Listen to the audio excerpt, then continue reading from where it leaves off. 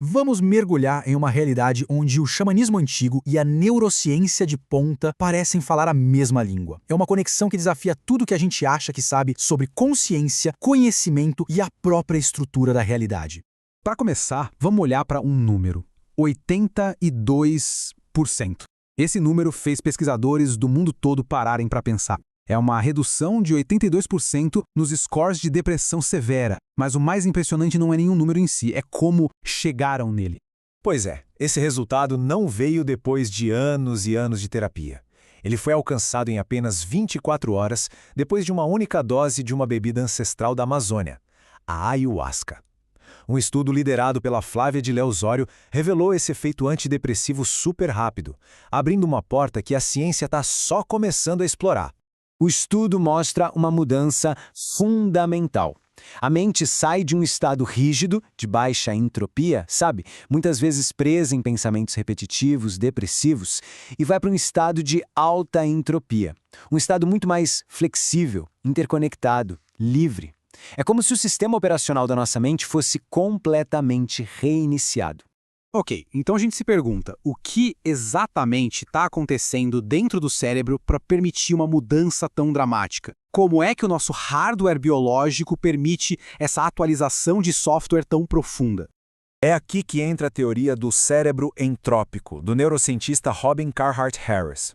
A ideia dele é que os psicodélicos, de certa forma, retornam o cérebro a um estado mais primitivo, mais flexível, mais criativo. Pensa assim, é como sair de uma ordem super rígida para um estado de caos, mas um caos cheio de possibilidades. E esse processo todo começa de um jeito bem específico, silenciando uma das redes mais importantes do cérebro, a chamada rede de modo padrão, ou DMN. Ela funciona como o grande maestro que rege nossos pensamentos e, principalmente, a nossa noção de eu. Desativando essa rede do ego, o cérebro fica livre, livre das suas amarras de sempre. Isso permite que novas conexões, novas perspectivas surjam do nada. É basicamente a base neurológica para aquela sensação de dissolução do ego que tanta gente relata. E o motor por trás desse evento neurológico é uma molécula, a DMT. O pesquisador Rick Strassman chegou a criar a hipótese de que ela é produzida na glândula pineal. E aí a história fica ainda mais interessante porque essa é a mesmíssima estrutura que místicos e filósofos há séculos consideram a sede da alma. É a ciência moderna ecoando, sem querer, uma sabedoria muito antiga. Certo. Então o hardware do cérebro foi reconfigurado. Agora, vamos dar uma olhada no software que ele começa a rodar. O que acontece, o que se vê quando o maestro sai do palco e a orquestra começa a improvisar livremente. O mais curioso é que não importa a cultura, não importa quem seja a pessoa, as visões com a ayahuasca têm temas que se repetem. O fenomenólogo Benny Shannon foi quem documentou esses padrões universais. Isso sugere que não são alucinações aleatórias, mas sim algo bem mais estruturado.